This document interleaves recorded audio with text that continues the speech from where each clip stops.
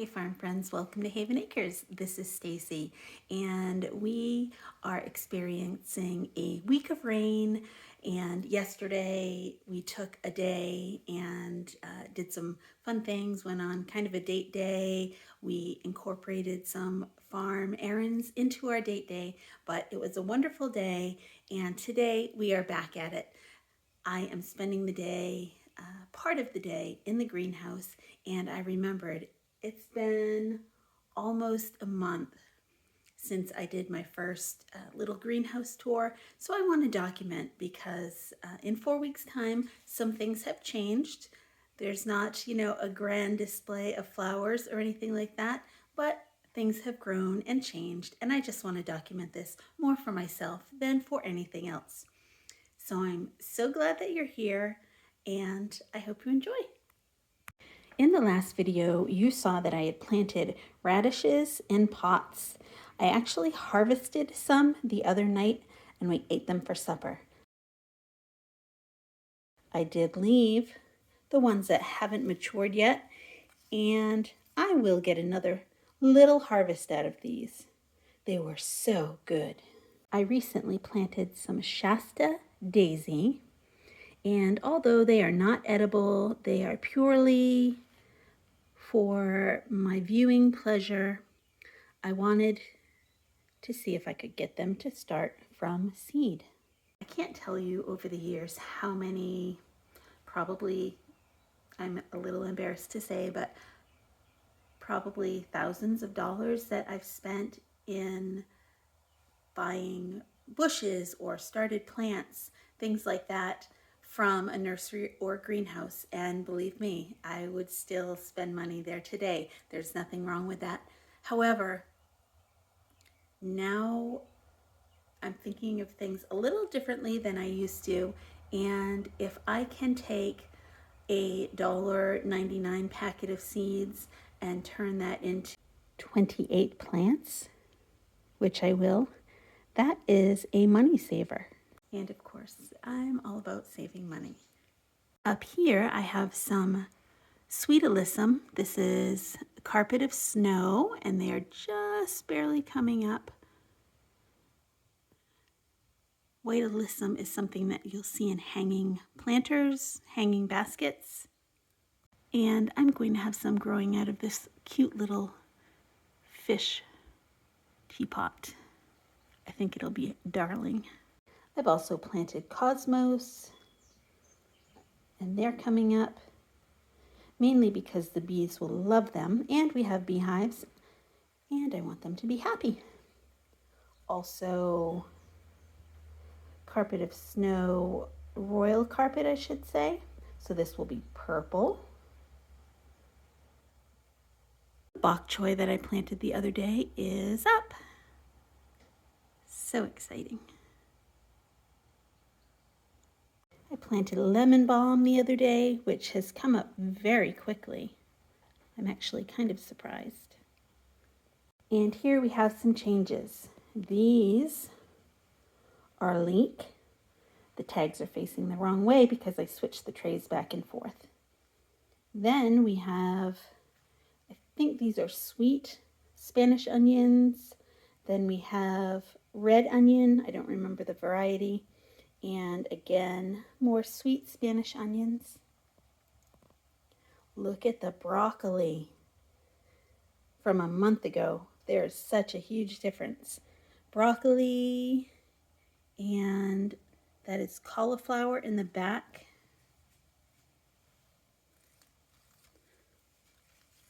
Get strong.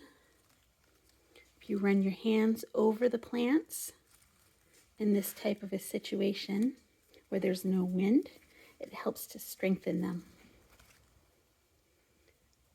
Here we have cabbage and another variety of cabbage. Next, I'll show you two garden experience. One I think is a flop, and one I think is a success. Well, one I know is a success. The first one is my stevia that I started from seed, and the top of the soil got moldy. No big deal to me. It would have been fine. However, my sister sent me a link to a video that said if you sprinkle cinnamon, powdered baking cinnamon on top of the soil, that it will kill the mold. Sure enough, it did. It killed the mold, and you can see a little sprout right there, and a little sprout right there. Oh, and there's another one. This honestly is the slowest growing thing I've ever seen, I think. But we will have a source of sweetener that we grew. I'm all about that. This is my second experiment. These are sweet potatoes, which I was trying to grow slips from. Those little green things are not sweet potato slips. Those are petunia seeds that clearly, somehow, I managed to drop in that soil. As you can see, thus far, no sprouts on the sweet potatoes. But if you know me, you'll know that I'm very patient, and I am going to just let those sweet potatoes sit right there and water them for at least another month. If they start to rot, or well, basically, if they start to rot and there's nothing growing, I'll just pitch them. If not, I'm going to just keep watering them and see what happens. My thought is, because I bought those sweet potatoes from the store, they were probably sprayed with a anti-sprout agent, although, they were organic. I don't know how that works, but I'm going to try it, and I'm just going to keep watering them because it's not hurting a thing. And here I have some zinnias. What kind are these? I don't remember. Mazurkia, I think. That's what they look like. These seeds are a couple of years old. I had them in my garden the last 2 years, and they are gorgeous. As you can see, the sizes are different. The first two big ones, those are the only two that came up from the first planting. So I reseeded, and I think they're all going to come up, but they're definitely in different stages of growth. That's okay. These are also zinnias that I planted, and as you can see, they're not doing great. Here I have calendula, which is from seed that I saved. You can actually see one of the seed husks on the leaf, which I just think is so super cool. That was the seed. I mean, the plant was the seed. That was the outer layer of the seed. How cool is that?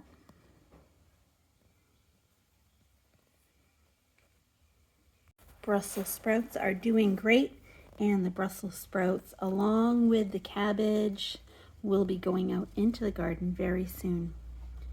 In the back, I have lavender planted. It's the second time of planting lavender, and there's nothing. That's not anything. That's just a green piece of whatever. If you have experience growing lavender, will you help a friend out? Leave a comment and tell me how you did it from seed, because clearly I'm no good at it, and I would love to get better. Here I have some nasturtium that have come up, some Amish paste tomatoes that are coming up. I had to plant these twice. The first ones, the taller ones, are Amish paste, and actually the smaller ones are San Marzano. I don't think I'm probably pronouncing that right, but they're paste tomatoes. But they're doing all right. We're going to have some. And in the last tray, we have more nasturtiums and calendula. The nasturtiums did not do as well as I was hoping. Here we have holy basil or tulsi.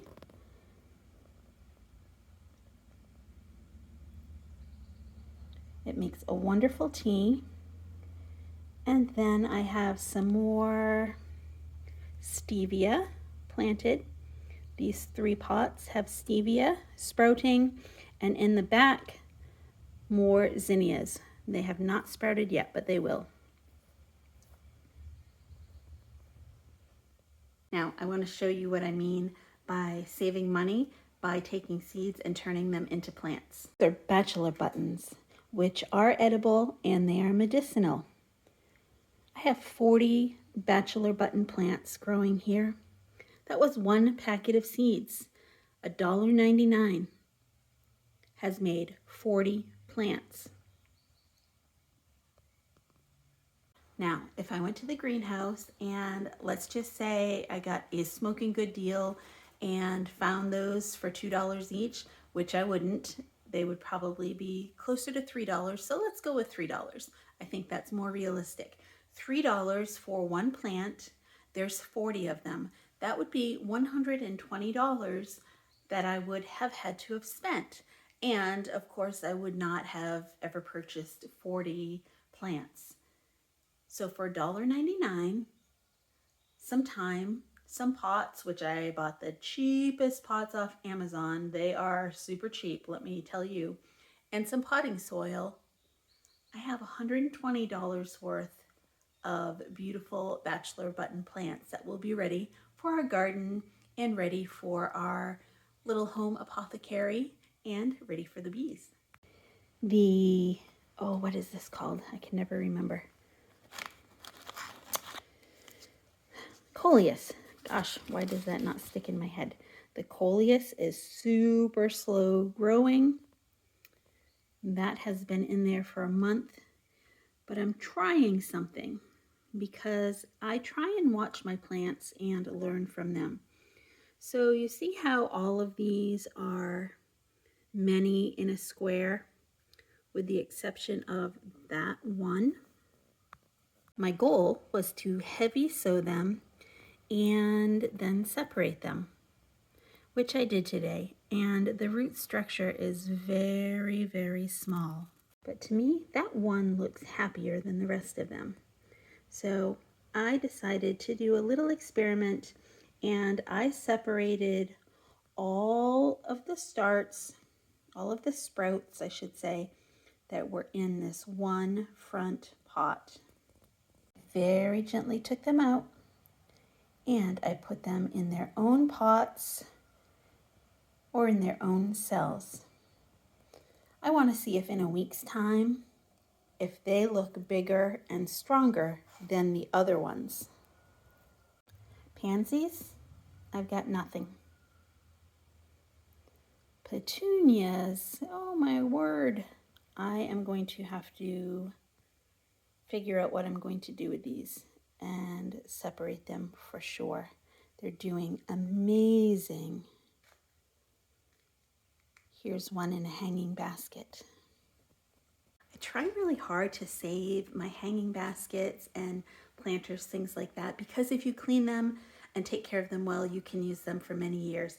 I know that I have at least 3 other hanging baskets around here somewhere. I can't find them. I don't know where they went, but I would love to have a few more hanging baskets that I can put these petunias in, and I think I have a cool little spot that I'm going to put some outside too. I'll show you that when I do it. Here I have some thyme. No, I don't. I have rosemary.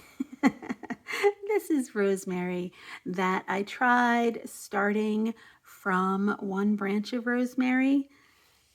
This one is alive. This one is alive. This one I think is dead. This one I think is dead. That one I think is dead. That one might be alive. Why am I showing you dead rosemary?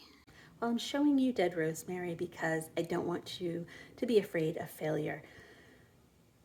I love garden experiments, and that is how I learn. And I have had more success by doing things that people told me I couldn't do when it comes to gardening than by doing things by the book. And as I told one of our customers the other day, she was asking me questions about planting cherry trees and things like that. And as I told her, and as I've said before, one thing I know for sure, if you don't plant the cherry tree, you will not have cherries. So just do it. If you have the funds and the time and the ability to try things when it comes to gardening, do it, because I promise you, your success will far outweigh your failure. I have also started sunflower seeds. I have some lemon queen. I have some mammoth sunflowers. These are a chocolate variety. Look how beautiful the stems are. Just a pretty, pretty color. And look, more dead rosemary. I'm going to leave it though. I'm going to keep watering it and see what happens. This rosemary is doing phenomenal. This is a different type of rosemary, but I did the exact same thing. And this variety, for whatever reason, is doing great.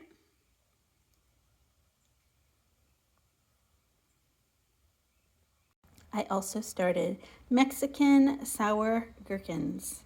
They look like little tiny watermelons, but they're actually cucumbers, and they are about the size of a large grape when they're mature. Note that I totally reuse tags from things that I've bought in the past. These are marigolds, more Mexican sour gherkins. These are chives. And what I'll do is, when they mature a little bit more, I will separate them into pots as well. But for now, they are doing great. In this flat, I have Snapdragons and Echinacea. And I have Snapdragons on one half and Echinacea on the other half. The only problem, I've spun the tray around so many times and I took the dome lid off, which was marked. Now I don't remember which side is Echinacea and which side is Snapdragons. So I will have to treat this as a surprise package, and I'll be able to tell when they grow and when they mature, of course. But for now, it's all a surprise. These are the cheap containers that I bought off Amazon, and seriously, I think I got 100 of them for $10 or something. They are very, very cheap and flimsy. However, if you're going to sell your starts or give your starts away, you don't want to give away or sell really nice pots.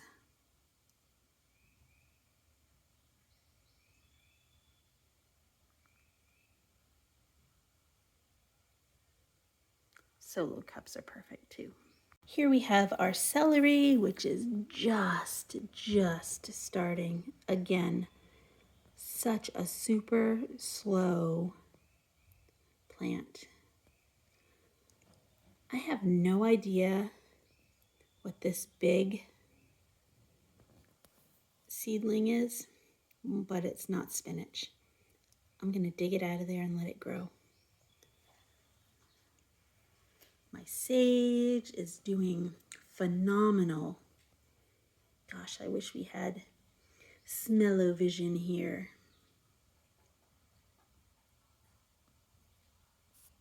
And peppers.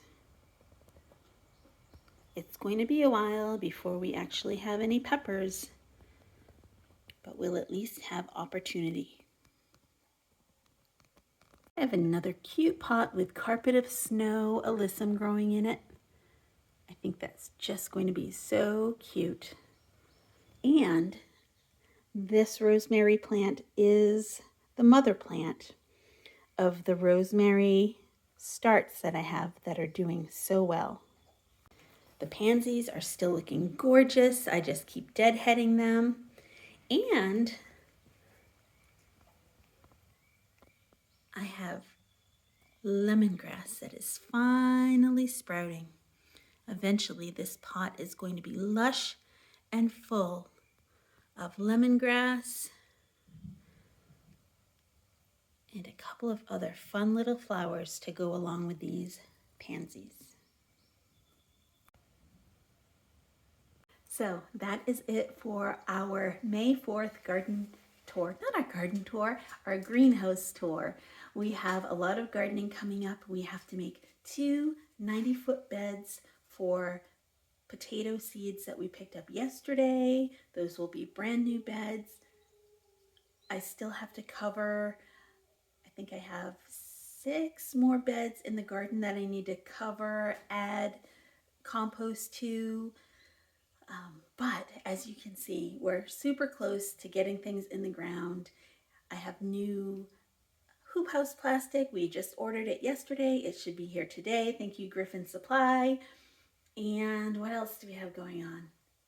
Trees. We picked up some more fruit trees the other day from Fedco. And yes, we're going from 0 to 60 super fast. So thank you for joining me on this May 4th greenhouse tour update. And we thank you for joining us. Please give us a thumbs up, even if it's a soil covered thumbs up, or hey, give us a thumbs down, I don't care. Leave a comment, and please, if you know how to grow lavender, let me know. Help a sister out, because I do not do a good job with it and I need your help. We'll talk to you soon.